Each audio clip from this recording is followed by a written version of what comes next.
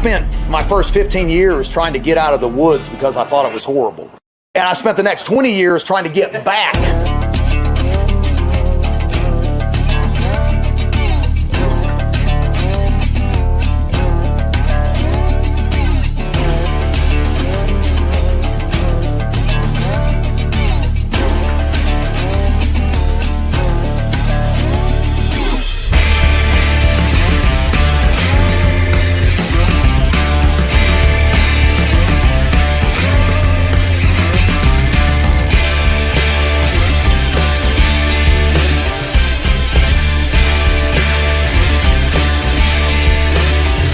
The truth of the matter is we need to be well-rounded individuals like our forefathers were.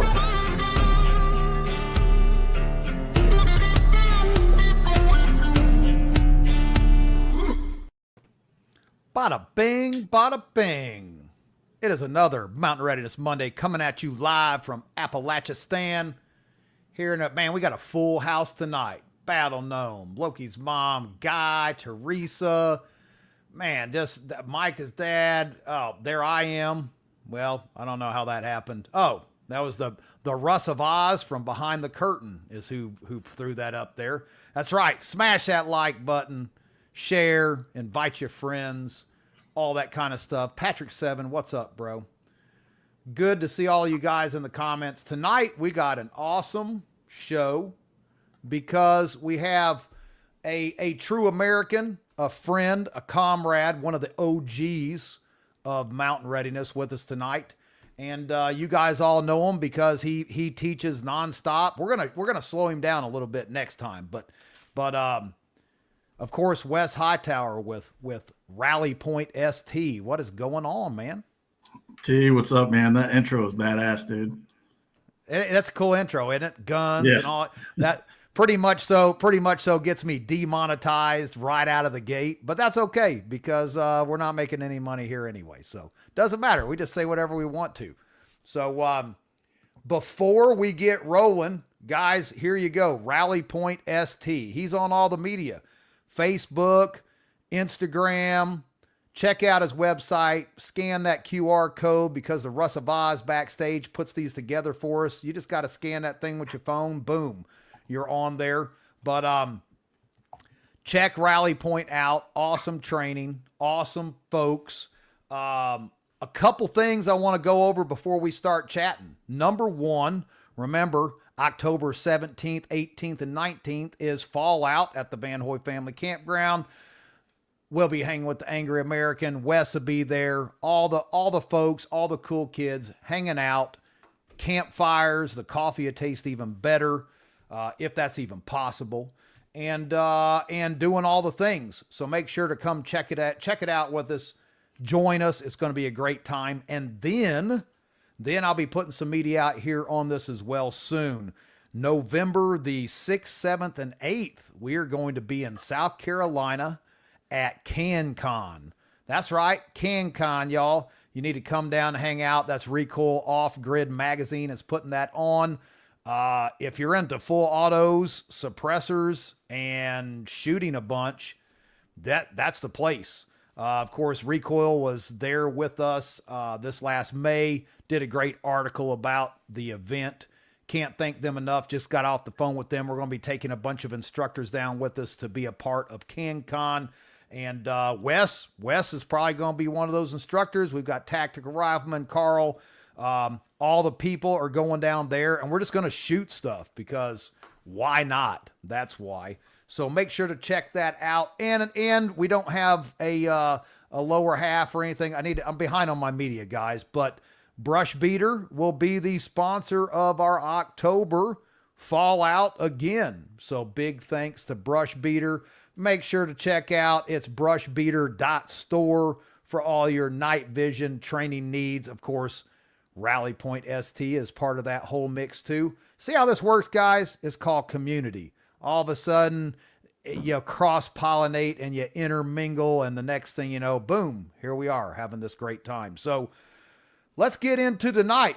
Wes and I were having an awesome conversation the other day. I don't even know how it happened. It's just, that's how it goes. You start chit-chatting and talking about stuff, and the next thing you know, it's we should have done that on the air, but we'll try it again. But remember too, if you have a question for Wes, hashtag rally for any questions. And I'm sure you guys got some questions out there for Wes. Got to have questions for Wes. So throw them questions up so we can get those, Russ can get those starred and stored, and we can throw those up on the screen. But Wes, what have you been up to, dude? Man, I've had a crazy couple weeks. Obviously, I was at Mountain Readiness with you hooligans, and then I went straight from Mountain Readiness over to NC Scouts place and taught a 3-day physical surveillance class, which was great. Yes. You know, Matt's a very gracious host, and he's always very accommodating to what we got going on. And then I left directly from Matt's on Monday morning after class and went to another contract that I had scheduled for Monday. So I did a one-day contract on Monday with my buddy Dan, who you know, Dan. And yes. Taught some methods of entry stuff to some other instructors over at the group. And that was a full day of training in the rain. If it ain't raining, you ain't training. Yeah, it was a full day of training in the rain.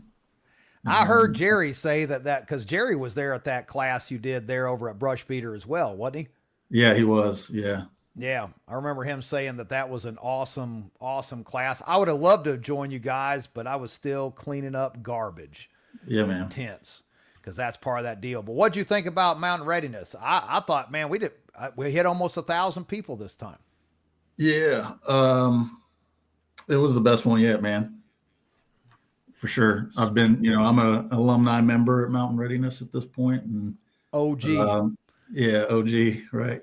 The fall readiness last year, right before elections, plus Helene had recently come through. I think, obviously, we saw a lesser turnout than we were expecting or hoping for. But this one, after Christmas and after old DJT got in the office, I think people are coming back out of their holes. So it was a good event, a lot of new instructors, a lot of good people, and just a straight up blast with like-minded individuals.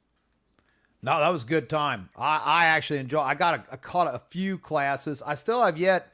I always get to see your classes after the fact, but I've caught a little bit here, a little bit there. Looked like you had a full house as usual every single time, teaching all the cool stuff. But we need, like I said earlier, we need to free you up for like one of those classes a day and alternate them out so you can actually get out and roam and mingle, because you're an animal. I gotta pull you back just a little bit, or you just nose to the grindstone nonstop.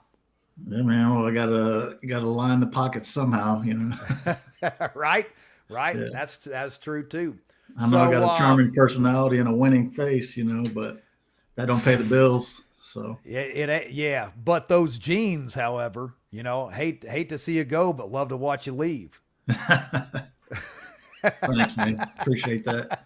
That's quiet. Yeah, I mean them jeans is hot. In fact, some of the surveillance classes that I've attended, those jeans have made it into quite a few pictures. Not just baby dinosaur pinata in the picture, which, if I do say so myself, I love that picture. It's awesome. Yeah. If you know, you know. Yeah. Yeah. Good time right there. So let's chit chat. Let's dive into where we were talking about the other day, because I don't know, it's not doom and gloom or anything like that. Well, let's hear Swordsman 007. Look at here, man. This is my first Mountain Readiness. I had so much fun and learned so much. Can't wait for Fallout. Boom. Appreciate you, Swordsman 007. Look forward to hit me up. I'm the guy that's scrubbing toilets and emptying trash. Say hi next time you come around. Maybe we did say hi. I don't know. It's a blur sometimes, but, yeah, first one there, but, where do you think we're heading to this year, Wes? I know you've got to have some insight on where we're going. We got the tariffs on the horizon. Still don't know what's going on with that. All kinds of fruity stuff going on in the world. Man, give us a little love on what you see coming here in our future for 2025. Man, to be honest, I don't know that I really have any insights that aren't apparent or obvious to anybody else. But I would, we were talking this morning, and my question is just, how do people afford to live? Our money is obviously not going as far as it used to. And then kids just getting into the workforce, turning 18, 19, out on their own. They got to have some place to live, Yes. got to pay rent. A friend of mine just moved into a 2-bedroom apartment, and he's paying $1,400, not to mention utilities. So you need water and electric, and then you got to have internet pretty much nowadays. So, damn, dude, if you're 18, 19-year-old kid, how are you going to get a job that's going to pay all that? Plus, you got to have food. You got to have a car payment. You got to have insurance. You got to have gas for that vehicle. Where does that money come from? So I don't know that. Blowing. Yeah, I don't know what's going to happen, man. It's just crazy. Hopefully these tariffs start to level things back out, but haven't seen any evidence of it just yet. No. And there's a lot of stuff that I haven't seen evidence of. Whatever happened to that Epstein list? Like, where'd that go? Oh man, we got about as much as we're going to get. Not to trash talk the administration, but they made a lot of promises, and so far they have really not come through on any of them. Epstein list being one of them. That was kind of a slap in the face to me, and I'm sure a lot of other Americans. What they did release, right? They called in some social media influencers into the White House, and they basically said, "Hey, we're going to release it." They had us at the White House. They showed us the picture of the binder. And then when it came time to actually release it, what they actually released was redacted stuff that was already open source online, unredacted. So not only did they not release the full list like they said they were going to do, they released less than what was already openly available. So yeah, there was the Epstein list. What else was there? The JFK files. JFK files seems to be released in entirety for the most part. Yeah, which, it was like CIA did it. Yeah, well, yeah, no kidding. It's like, go ahead and tell us something that we didn't know. Tell us something we didn't know is what that was. But back to what you were saying there and the rent thing, like, that's where I'm at. I know of a lot of young individuals. And when I say young, in their 20s to early 30s, who really want to get into this sustainable life, right? Like, get more off grid. There's a ton of young people who they are not the mainstream usual, mindless dummies running around there, puppets. There is a lot of young people who are like, yeah, there is some big problems in the world, but how do they get to a point to that they can have that kind of lifestyle? Just like you said, rent alone, $1,300, $1,400, $1,500. And that's just depending on where you live. You live closer to the big cities. Well, you can double and triple that. We were talking about our property tax here at the house. 85% increase is what our taxes went up here this year. I literally almost doubled my property value per se for the taxable reasons, almost doubled in price. And, so now I get to fork all that extra money out for taxes. How these kids even get, and right now, I mean, a slum dunk. There's my wife running her mouth in the background. Hey, we're live. So like, if you want to talk, you got to come in here and chew on the mic. Otherwise, I don't know if anybody heard my wife back there in the background. She's like, you don't know any young people. I know plenty of young people. Oh my gosh. Don't know any young people. Oh my gosh. About to kill the live stream right now. Look at the clothing on it, covered in chicken crap and everything. Just go take a shower. Go take it. Go take a shower, woman. Good grief. California studio. Man, look at this. California studio is $2,000. And when we say studio, I'm sure we mean like barely enough room to even turn. You can cook an egg while you're laying in bed from your stove is what I would guess with those type of studios. But yeah, I see actually I see a comment on here that I wanted to talk about. It's Tiger Elkwalker. He says we're seeing more. It's up the Chattel a ways. We're seeing Oh more yeah, and more here, families. let's pull it up. Yeah.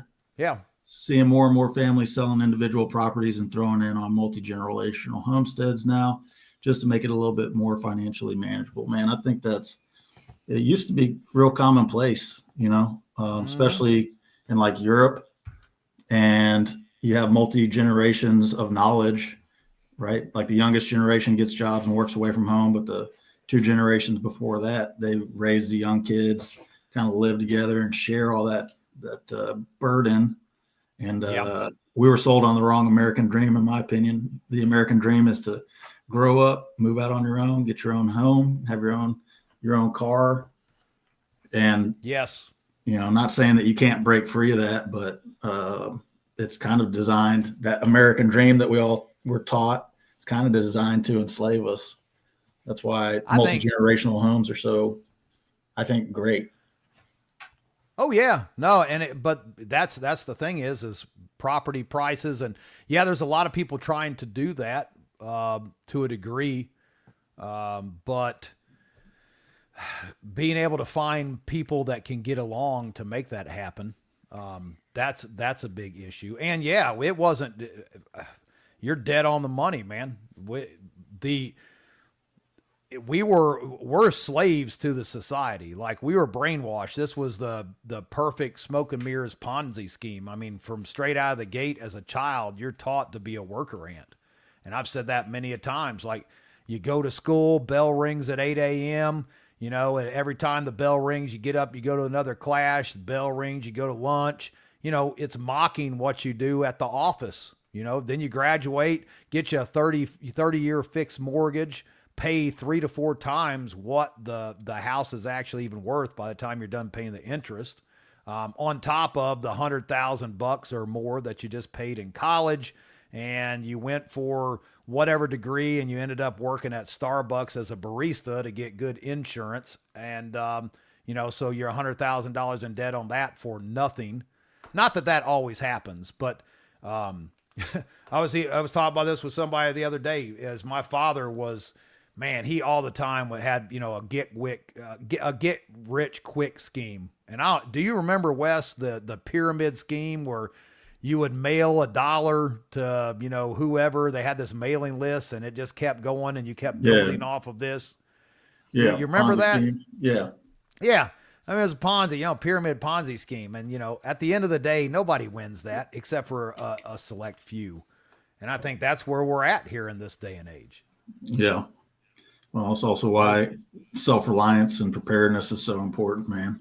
Like, not to talk down about people that invest in precious metals, man, but if I can't trade it, or if I can't eat it, then, it's somebody else's placing an artificial value on it. So that's it. Yeah. I'm big in on seed banks. I'm big in on, ammo for barter. Have your own chickens, have your own livestock. Don't become a slave to somebody else's dream. Live the life that makes you happy and enables you to do whatever you want to do. Yeah, it's, we definitely have gotten our wires crossed over the years. We've been sold this garbage, and hook, line, and sinker. And we were talking about that just with the, taxes alone, like the IRS. Like, everybody forgets the IRS is just, they're a bunch of crooks. And, that was the other thing, the audit. Remember, we were talking about auditing the IRS. That was I haven't seen that happen. I doubt it will happen. Maybe. I hope it does. But I don't see that happening, though. But, those guys they were put in place to fund the war, and it was supposed to be over once the war was over. And somehow they're still, over 80 years later, they're still in operation, just draining everybody dry. Yeah, man. I actually went and did my taxes today. I went and did my taxes today, and the lady that I was doing my taxes with was this Korean lady working H&R Block. She's a immigrant to America, right? So not an American-born Korean, but a Korean-born American. And she is obviously a very right-leaning individual. And she's like, right. pro Trump. She's like, yeah, Trump's going to get into the IRS. And I was like, yeah, man, probably. He probably is going to do all that. Hopefully he does fire a bunch of IRS agents. Like the whole IRS is an illegal institution, in my opinion, in the first place. Yeah. So, well, and Battle Gnome, he said, audit the Fed. The whole group, it's all intertwined though. It's like, you got the national, the privatized banking and the Fed and the IRS. It's just, you have all these little fingers and entities that stretch out, and each one is taking a cut of what I would go as far as to say that I think 50 to 60% of our paychecks are just gone when it's all said and done, because it's not just, federal tax, state tax, what about Social Security? Social Security started out private between the employer and the employee. Remember? And then the government come in and they said, oh, well, we can profit from this. So that's when everybody got a Social Security card. Boom. All of a sudden, you got to have a Social Security card. You got to have that number attached to you for all those taxes. It's just tax upon tax upon tax. And then by the time you get your paycheck and it's been taxed all to pieces, then you go and you buy groceries at the store, and then it gets taxed again. And it's like, where does it stop? It's a tax on top of a tax on top of a tax. Have you heard the tax poem? What is it? Have you heard the tax poem? Death and Taxes? No, it's just called the tax poem. It goes like this. I'm not going to read the whole thing, but you get a kick out of it. Taxes land, taxes bed, tax the table at which he's fed, taxes tractor, taxes mule. Teach him taxes are the rule. Taxes work, taxes pay. He works for peanuts anyway. Taxes cow, taxes goat, taxes pants, taxes coat. It goes on and on. About like a quarter of the way through it, but man, I'll copy this and share it on there. Yeah, throw it on there. And I've actually seen that, and it's no truer statement right there. And it's the two things that are guaranteed in life: death and taxes. You're getting both. That is guaranteed for sure. Let's see here. I just paid off everything except my truck and the house. Congratulations, Diana, because that's awesome. Unfortunately, there is a ton of people who are not in that spot. So I applaud you. Good work, good job. But especially these young people, just like we were talking about, man, how are they even, a vehicle right now, you want a decent truck. Well, there's $40,000, $50,000 if you're buying a new one. And that's on the light side. Some of these trucks, all the way up to, $80,000+. It used to be you could buy a house for that. Now you can't. Now it's triple that, and so, once again, here we are.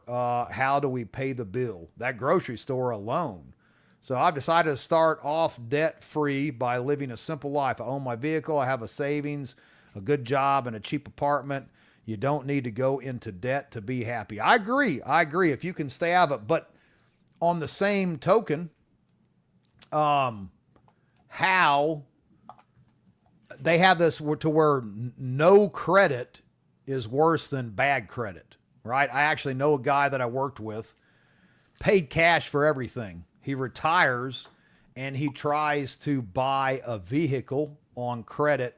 They said, nope, not happening. Would not do it because he had no credit established.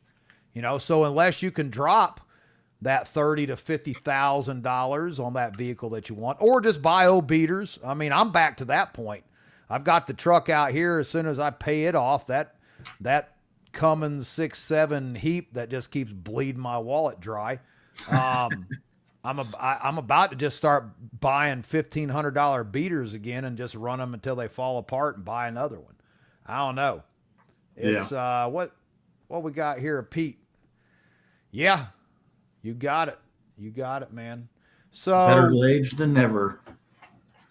You got it. What else we got? What do you guys think about who else is working on their getting debt free? For the young person starting out, man, unless you win the lottery or come into a whole lot of money, I just don't think it's possible. in this day and age with the current job market. Like, the average job, what's the average job paying now? 18 to 20 bucks an hour? I don't know. Yeah. It's been a while. Yeah. Somebody in the comments earlier said directly to me, I'm supposed to tell people to join the Army, and politics aside, man, joining the Army was the best thing I ever did for myself.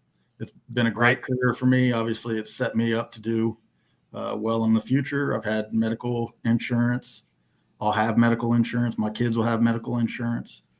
It's a good deal, and the military is a testing ground for politics and like the social sciences that are taking place in our government. But man, honestly, the military is a good deal, and it's something you can hang your hat on and be proud of. Hell, Pete was in the military, right? I was in the military. Russ was in the military. Battle Gnome was in the military. Probably a larger majority of us were in the military in our community than weren't. So, I think it varies at times whether or not the military is a good choice, and it's all based off of the political landscape. But currently, with our current administration, it's not a bad time to think about joining. So as everything, I mean, are they still forcing, mandating vaccines? That's all done now, nothing else. I mean, is there any more backlash of that in the military? I mean, you're going to get some vaccines when you come into the military for sure. I've taken more vaccines than I want to, for sure. I was forced to take the COVID vaccine, and in hindsight, I wish I hadn't. But at the time, I was 17 years in, 3 years away from a retirement and a pension. Yeah. What are you gonna do? What am I going to do? What are you So I gonna took do? the vaccine again. I wish I hadn't, but now here I am at retirement age at 39 years old, getting ready to go into my next career with a pension and disability and a paycheck for the rest of my life. So yes, at least for now, hopefully, God willing, as long as possible. And I think the military realizes that they overstepped. They got a little power drunk for sure. And they're asking folks to come back in, and 80 to 90% of the people they're asking to come back in are saying, "No, fuck you, I'm not coming back." But right. I mean, why would you at that point? Yeah, dude, I had a 17-year. My first boss in the Army got kicked out at 17 years, and they gave him a $50,000 severance and said, "Good luck." Oh, yeah, and that's diddly shit, is what that is. 50 grand. I mean, that's barely groceries for the year. At the current that's price. That's not even 2 years worth of salary. It's like a year worth of salary. That's a year, of halfway decent. I don't know. What you talk about, man? We ain't worried about Amber, Battle Gnome, man. Shit, I live on the edge. I tell her all the time, man. Just go ahead and do me a favor. Take me out. You be doing me a favor. So we ain't worried about what Amber's got to say. Oh, I can't figure out. There we go. I don't know. For me, it seems like the current situation is it's kind of grim for everybody starting out in the youth. And my daughter and son-in-law, Taylor and John, they're renting right now. They want to buy a house, but it's just not affordable at this point in time.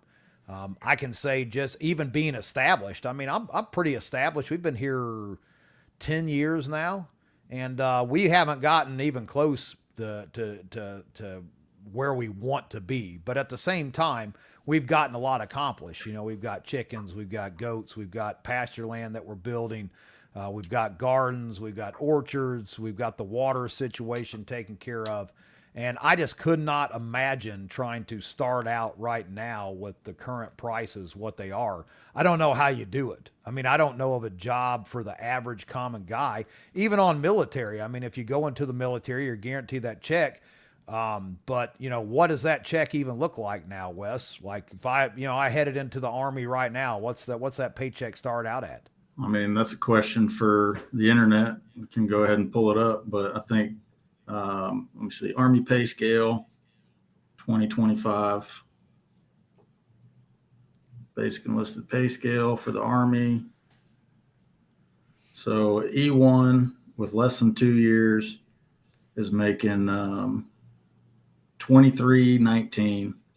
Holy So shit. $2,319. But that's not accounting for BAH or BAS. Those are some additional allotments for food and housing. So if somebody's married or whatever, they got kids and they join the military, they get an allotment for housing, and that's based off of locality pay, as is their sustenance allotment. And then there's special duty pays, right? They don't have to pay for insurance, like Russ just said, plus medical is paid. Yeah. Not only for that you. is huge right there. That yeah, is man. Huge right I was doing I told you earlier today, I was doing my insurance, right? Just readjusting my car insurance with all the insurance and stuff that I was paying. It was like $7,000 a year. Yeah. I was like, holy crap, dude. North Carolina insurance rates just went up because of Helene this last year. Yeah. My premiums was went up another by thing. almost $1,000, dude.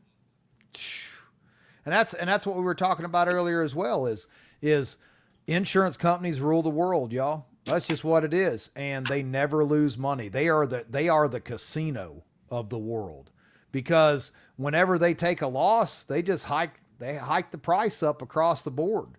And that's that, you didn't have a car accident. You didn't file a claim, but here you are paying another $1,000 a year. Yeah. Medical insurance in the Western world is the same way, man. The insurance companies set the cost for life-saving medications like insulin, for instance. Insurance companies all come together. They have these folks that set premiums for these different medications, and then they can charge whatever they want. So chemo, insulin, that's why these life-saving medicines are astronomical costs, is because insurance is paying for it. You just pay the deductible. So if you don't have insurance, you got to pay out of pocket. You can't even hope to pay for those life-saving medications. It's just, nope. It's a rigged system. It is. And, let's not get into the pharmacy itself, American Medical Association and how that all started. That was just some of those elites who put that all together and put out the holistic healers to take plants and turn them into chemical substances, which a lot are addictive as well, for the sake of, paying dividends, because sick people pay dividends, not healthy ones. Healthy people don't pay dividends. Yeah. Patrick, there ain't a single piece of chocolate in this house won, bro. That's a fact, because I ate it all. It's gone. I ate every single bit of it. Amber didn't get nothing. That's the damn truth. He ate it all while I was gone for work. I need you to quit jumping on my live. And yes, I ate it all. It's gone. And if you buy any more, I'll eat it as well. So there you have it. Hey, y'all, if I disappear, Amber did it. Just so you know, it was her. There's no doubt about it. Let's see what we got for comments here. Ain't y'all got any questions for this guy? This guy is a plethora of knowledge. Let me tell you this. Wes is a plethora of knowledge. There's that word. I love that word. What we got here? May not work for everyone, but it works for, we focus on building family legacy. We operate on paying cash, no loans, and we make sure to diversify our skills, heavy on the trades. Man, you're dead on it, guys. You're dead on it. If people could do this right here. I moved to Fort Wayne, Indiana when I was 17 years old to take a job as a driver for the Amish. And I worked for the Amish for about 6 years, and that's where I cut my teeth on framing and new construction. I will tell you, the Amish is that to the T. A lot of people don't realize how they work, but they have their own lending institution. They have their own doctors. Unless there's a major problem, they have, everything is midwife and home birth. The family, the way this works is the kids get basically a little, what do you call it? They get all their clothing and anything that they need is covered, and they get an allowance. And so sons and daughters stay at home. They live at home. They do not move out, and they get an allowance and all of their expenses paid, all the way up until they get married. So, and they go to work. I remember at 17, 18 years old, having 8 and 9-year-olds on the freaking construction crew. I mean, it was kind of weird at first, but I'm going to tell you, these 8 and 9-year-old kids were better craftsmen and tradesmen than most grown men were. I mean, they were phenomenal. 10-year-old kid laying out staircases and stuff. It was insane. I believe they it. only went to school. Huh? I believe it. Yeah. And they only went to school until they were like, 12, 13, 14 years old. And then that was it. Basic math, reading, writing, just the basics. And then they went full-time working construction. And once they were married, the family bought the son. It was always the son, because if the daughter got married, it went to the other family. But, as soon as the son gets married, he gets a brand new home, a piece of property, all of his livestock completely set up straight out of the gate, debt-free. And that's basically, your inheritance. You get it right up front. And so what a perfect way to do things. Can you imagine, like, you get, married or, go out on your own, and all of a sudden you got a house, you got your car, you got, money in the bank, you got livestock, a farm, everything just handed to you debt-free. Boom, here you go. Like, perfect society right there. They take care of their own, and that's where we got away from. We don't take care of our own anymore. We just worried about ourselves. Yeah, just like I said, I think we were sold on the wrong American dream. Basically, what you kind of just described is similar to how I envision, maybe without the lack of technology, although there is something to be said for it. But yeah, that is an ideal way to grow up and set your kids up for sure. Yeah, they actually tried to get me to become Amish. They were like, "Mudachai boys, come." I was like, "Nah, I can't do it.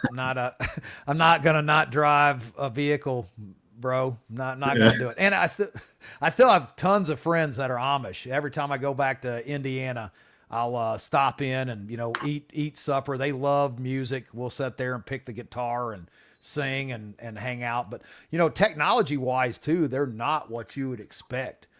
They have solar power stuff. They still use generators. I mean, they cheat a lot. Yeah, I know. They use power tools and stuff like that as well. Power tools, cell phones, and it's all up to the elders of their community. So, the elders, they come together and they said, "Hey, we have no way of doing business without a cell phone, so we need a cell phone.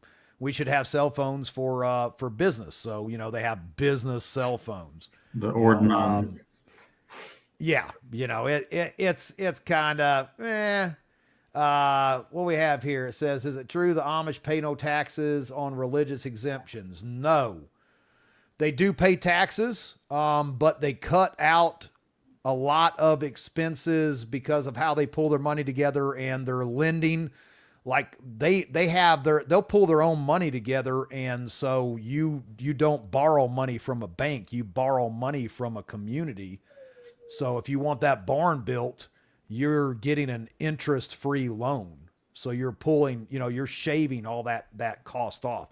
And the truth of the matter is, I know a ton of multimillionaire Amish because they cut out, there's not a bunch of Mickey D's eating out. I seen Patrick Seven in here. He said, yeah, you need to quit eating out, young people, don't be blowing your money on frivolous garbage that you don't need.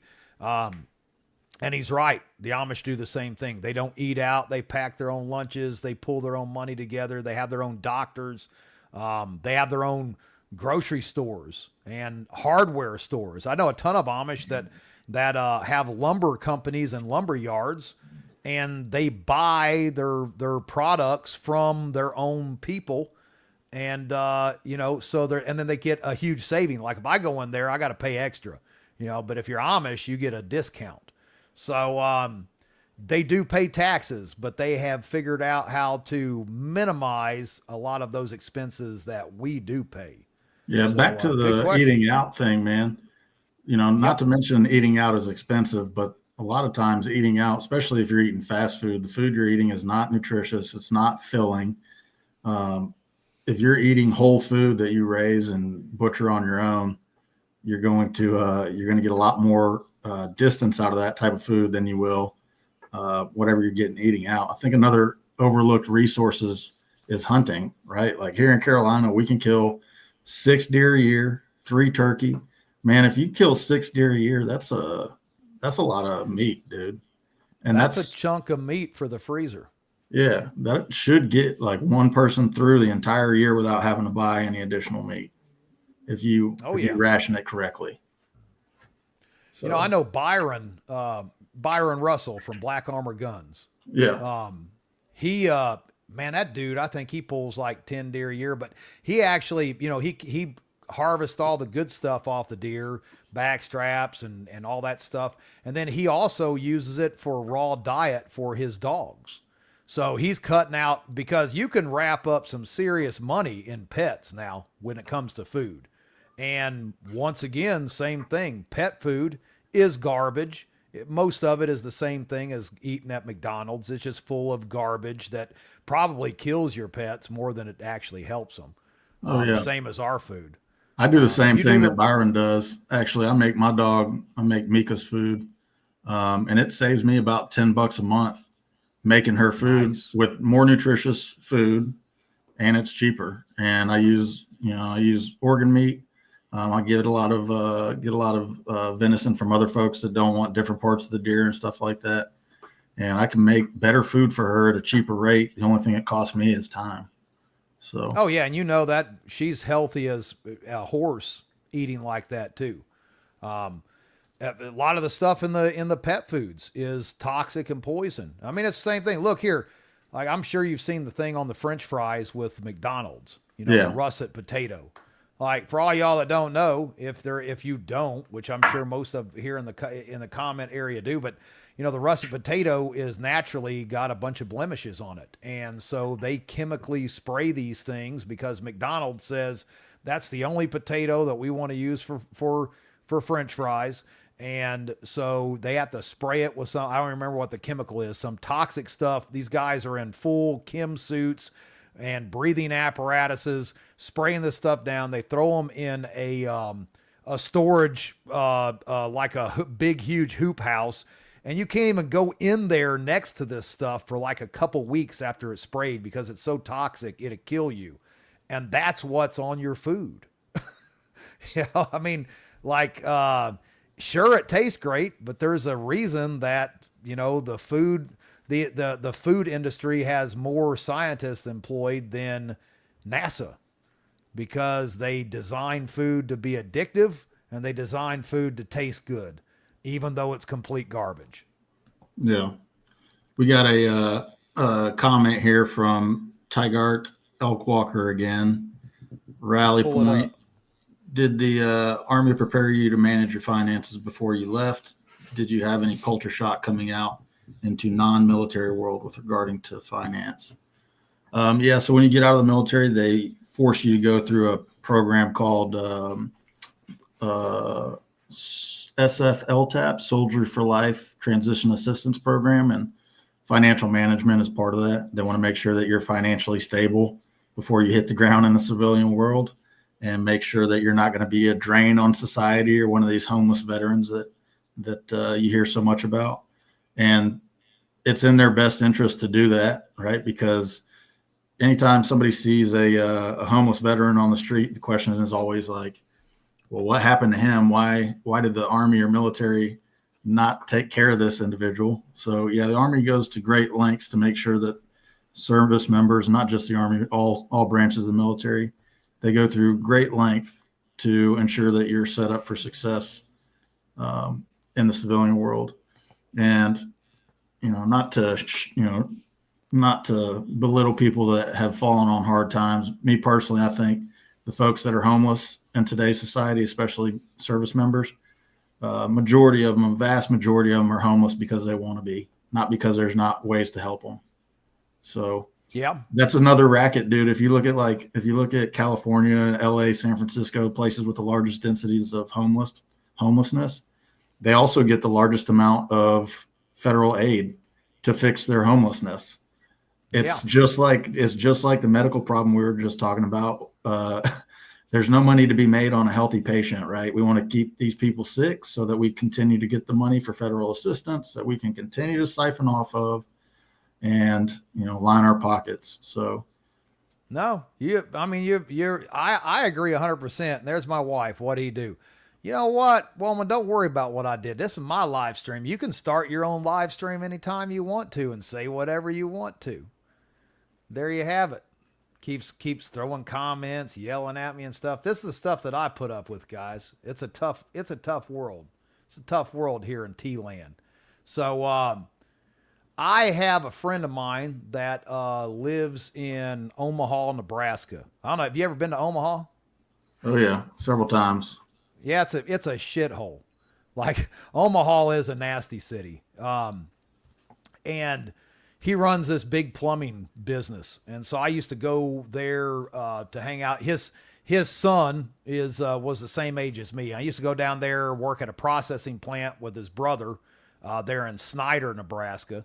And or I would go up there and work and just hang out and do plumbing jobs with him. But Bobby, he would stop every time he saw a homeless guy and offer him a job. And it always went the exact same way. I never saw it go any other way. He would stop by and be like, hey, look, I'll pay you cash every single day. At the end of the day, I pay you cash, X amount of dollars an hour, and I'll feed you lunch every single day. And you can work for me as long as you want to. And they never made it to the end of the day. Like, basically, it just come down to what you said. They wanted to just have a handout. Free handout. Yeah, when I graduated basic training in airborne school, I took a Greyhound bus from Fort Benning, Georgia to Dallas, and my folks picked me up in Dallas. I got off the bus in Army fatigues, and as I was walking to my family, this homeless dude approached me. He's like, hey, soldier, you got $1? I'm starving to death, man. And I was like, yeah, man, no, I don't have $1, but I got something better. I reached in my backpack and pulled out an MRE, and he jumped back. He was like, nah, man, nah. If you got any money, that'd be cool. I was like, oh no, man, awesome. This is good food right here, dude. He was like, nah, good I'm enough good, for soldiers.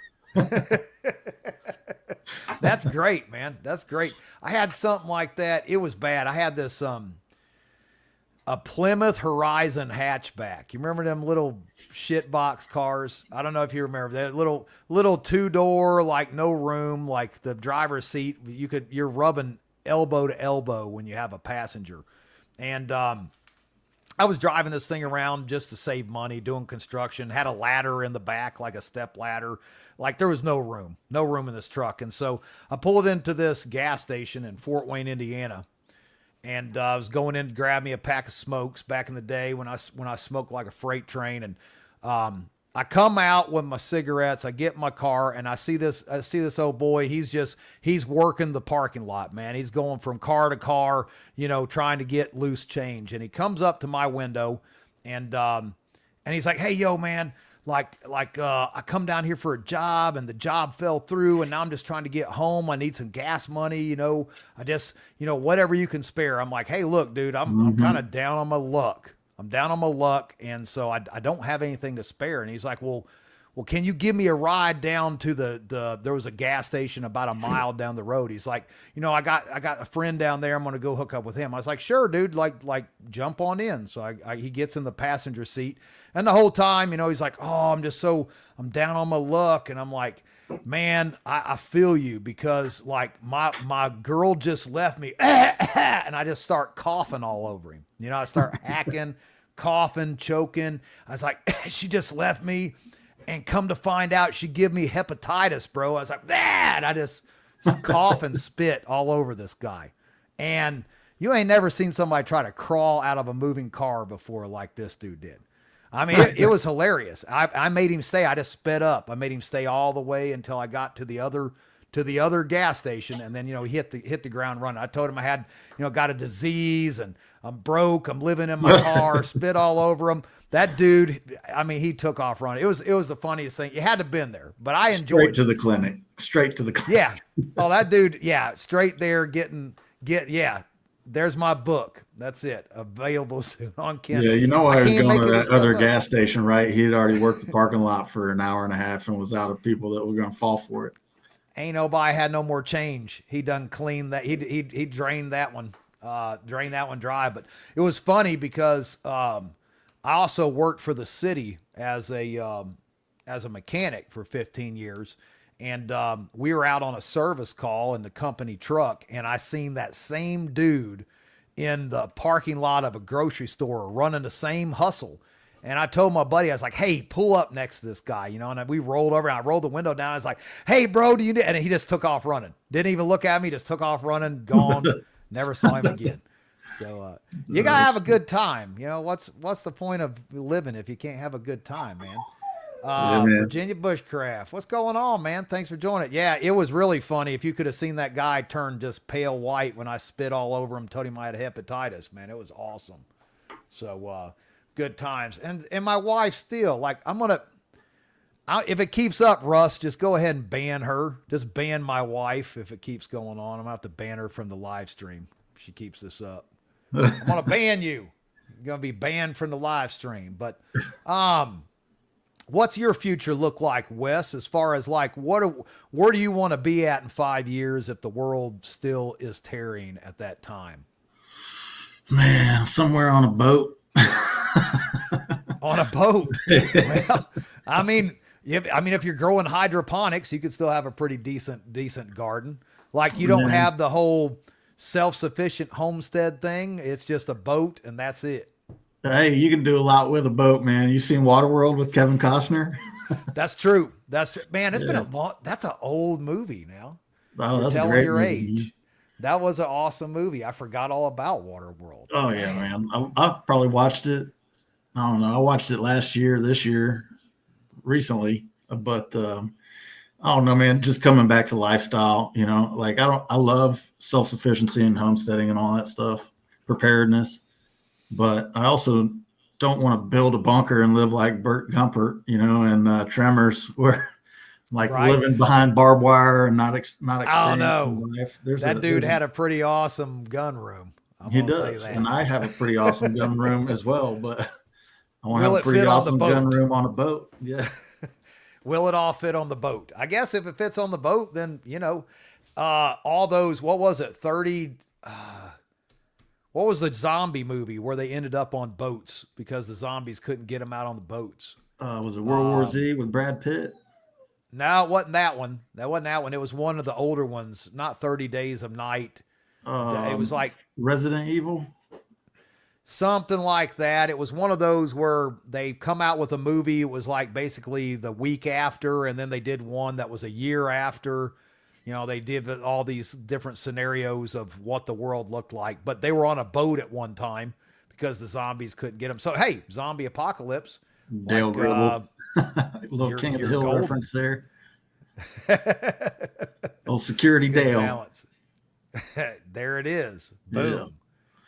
Yeah, man. I don't know. I want to be able to do the things that I want to do and not be so paralyzed with fear porn, and all the stuff that the media pushes that I don't get to still. Yeah, 28 days after. 28 days after. There was one after. There was one before that, right? Or was that the first? Yeah, one? it was 28 days was the first one, and then it was like 28 weeks or something was the next one.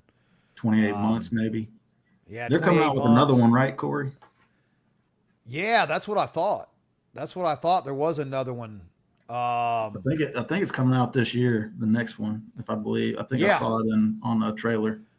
Which I gotta say, both of those were, like, in my opinion, some of the top zombie movies. World War Z was a good one. The end kind of, I don't know, the end kind of not so much, but the whole zombie that runs really fast and all that stuff. I don't know. Swordsman 007 just said 28 years later will be out later this year.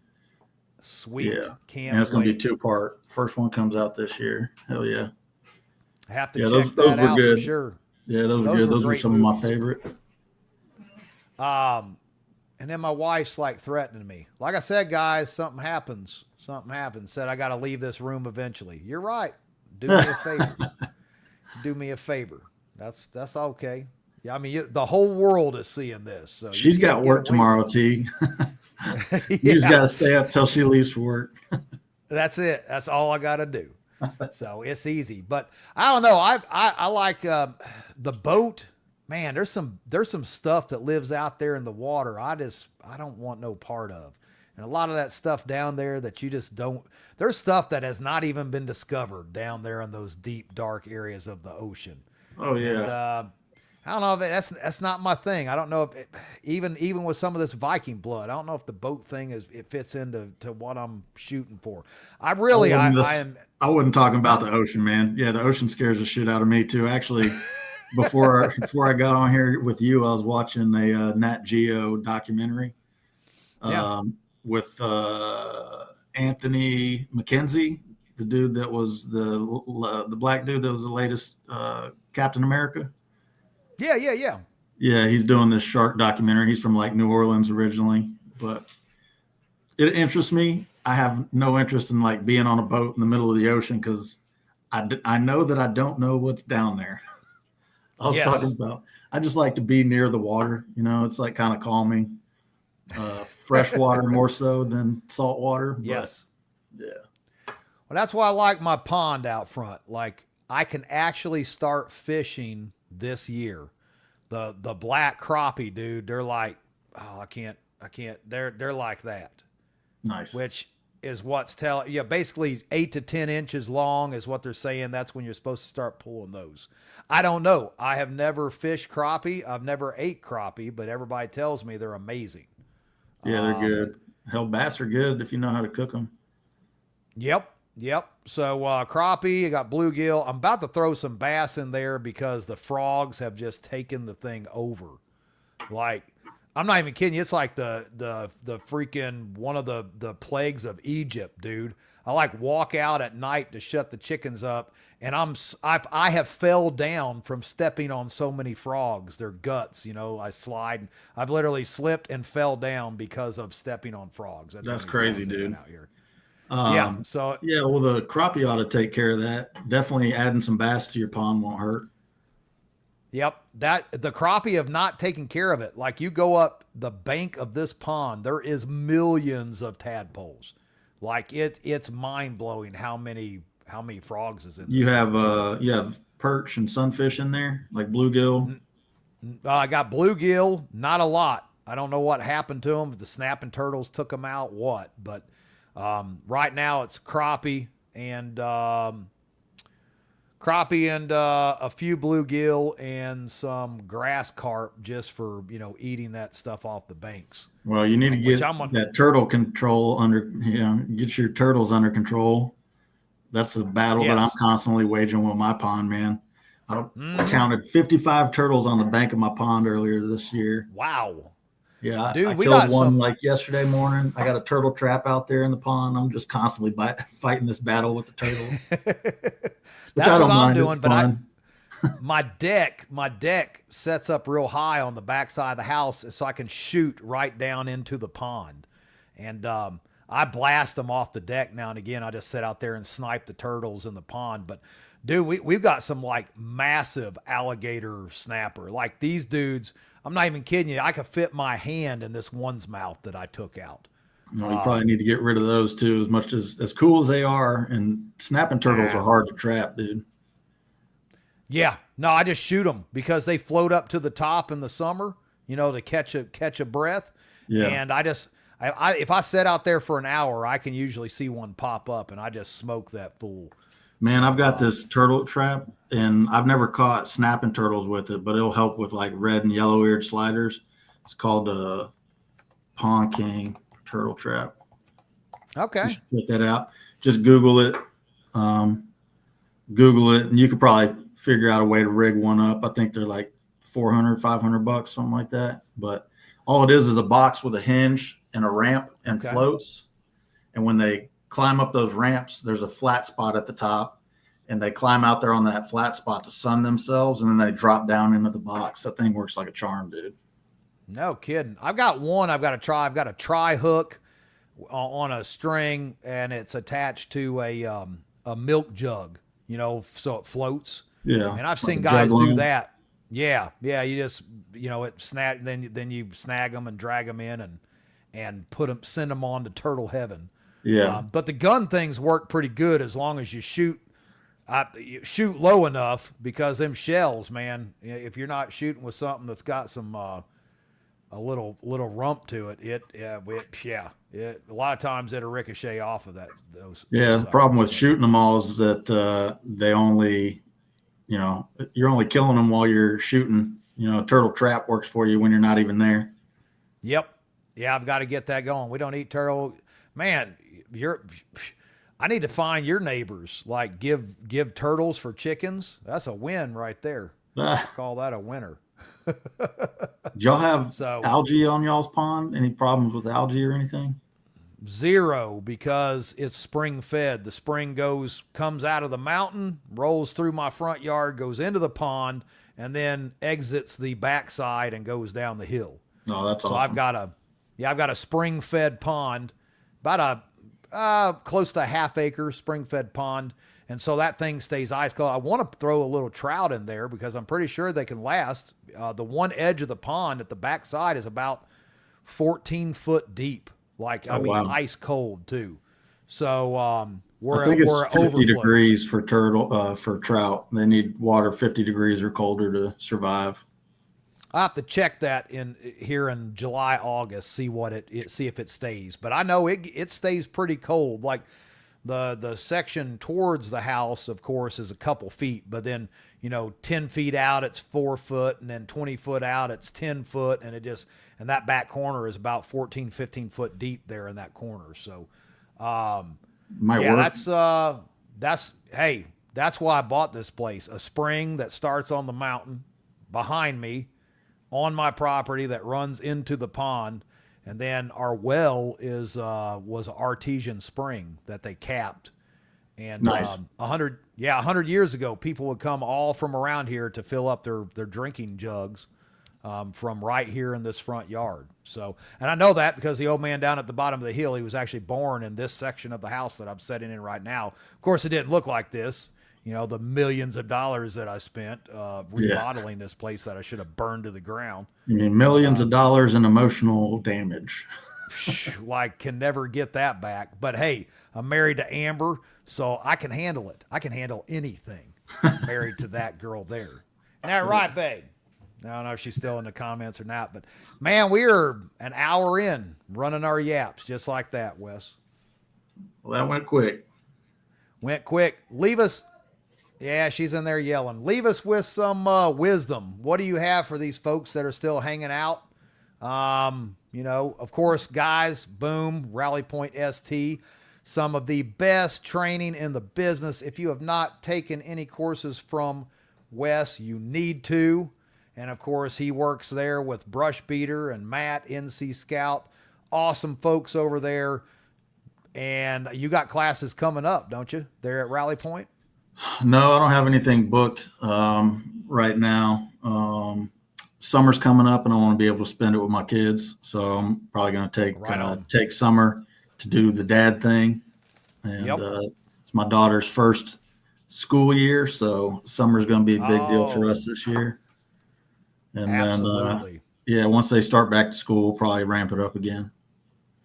But as far as wisdom, I think probably, you've heard this from me before, but, live the life that you want to live, the life that makes you happy. Don't be so paralyzed by all the things going on the TV that you don't live life to its fullest, right? Because life is short and life is terminal. One day you're going to be on your deathbed, and hopefully you're happy with the decisions that you've made throughout your life. So make sure that the life you're living makes you happy.